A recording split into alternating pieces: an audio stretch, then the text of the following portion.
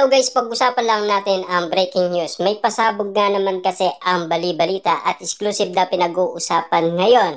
Pa-cleavage ni Catherine Bernardo nagpailing kay Daniel Padilla. Malabo na ang balikan. Pero bakit kaya ganito ang issue ni Christy Fermin sa atin? Na alam naman natin kasi, no? Si Daniel Padilla, kahit anong hairstyle ng kanyang buhok, gwapong-gwapo pa rin siya at yaming-yami pa rin siya. Ibig sabihin, pantapat daw sa kaseksihan ni Catherine Bernardo. Pero, take note si Catherine Bernardo nagsimula yan magpa-sexy 2020 pa. Sexy na si Catherine Bernardo simula magkasama pa sina Daniel Padilla at Catherine Bernardo. Yan kasi ang hindi alam ng karamihan, 'di ba? Kaya kung naiintindihan nga naman kasi ang bawat sitwasyon na nangyayari umano kay na Daniel Padilla at Catherine Bernardo. Kahit ganyan pa man ang nangyayari kay na Daniel at Catherine, at least may mga resibo sila na talagang umaasa pa ang maraming tao. Ang iba nga meron ng prediksyon kay na Catherine Bernardo at Daniel Padilla. Ika nga nila nagkabalikan na daw sina Catherine Bernardo at Daniel Padilla. Papaano nga naman kasi nagpaparamdam ang dalawa. At ayon din sa mga malalapit na kaibigan ni na Catherine Bernardo, siyempre napakalungkot ni na Catherine Bernardo at Daniel Padilla. Hindi dahil sa mga naliling kay Catherine or naliling umano kay Daniel Padilla. Ano ang kinalulungkot nila? Sabik umano sila sa yakap sa isa't isa at nais talaga nila makasama ang isa't isa. Kaso nga lang kasi alam naman natin mahirap tanggapin ang katotohanan. Lalong-lalo na kasi si Mami Min Bernardo ay hindi siya pumapahayag. Pero ang update naman sa atin ni Carla Estrada, okay naman siya pamilya ni Catherine Bernardo. Yan kasi ang ulat sa atin ni Carla Estrada noong siya ay na-interview. Pero kita nyo naman sabay pa silang naging independent. Kitang-kita nyo naman siguro ang dalawa. Kahit maraming issue umanong pinagdadaanan si Catherine Bernardo at Daniel Padilla, ika nga ng karamihan, uuwi at uuwi din sila sa isa't isa. Kasi ang issue ay issue lamang.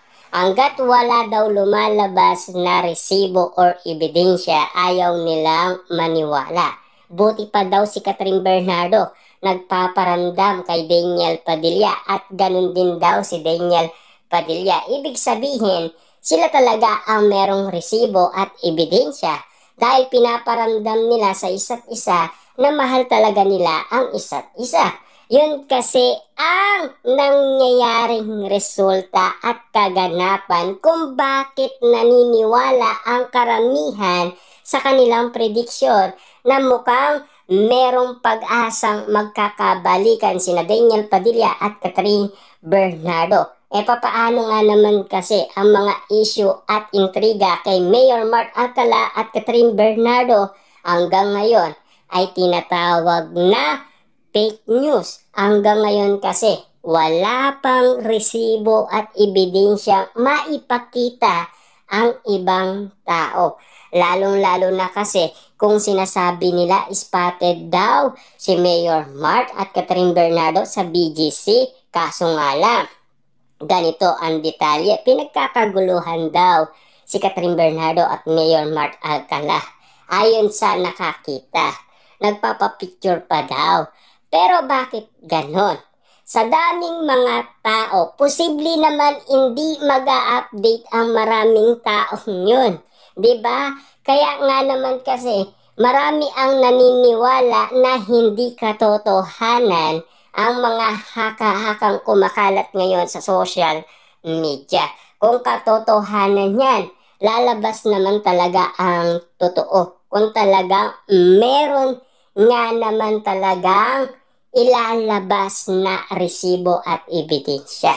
Katunayan niya, meron silang kinukuwang resibo at ebidensya sa malapit na kaibigan ni Catherine Bernardo sa pag-follow niya kay Mayor Mark Alcala. Siyempre wala naman masama doon.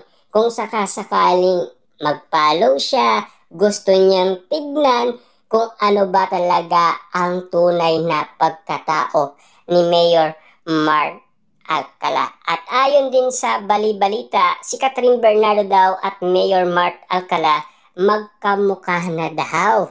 Pero hindi naman natin sila nakikitang nagdidi, lumalabas. Ang sabi-sabi sa bali-balita, privacy daw ang gusto ni Mayor Mark Alcala at Catherine Bernardo sa kanilang date. At wala na tayong magagawa dun kung ganun ang kagustuhan nila.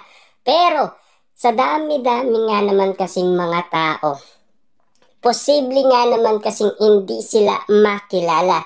Kahit mag-disguise pa yan mga yan, makikilala at makilala yan. Kasi si Catherine Bernardo, kahit anong gawin niyang pagdi-disguise, kilalang kilala siya ng maraming tao. Kita niyo naman yung nangyari noon kina Alden Richard at Catherine Bernardo. Nakadisguise na sila pero nakilala pa rin sila ng maraming tao dahil pinagkaguluhan sila. Yun ang matinding resibo at ebidensya magpapatunay na nanood sila ng sine at nag-dinner date talaga sila kasama pa si Alora.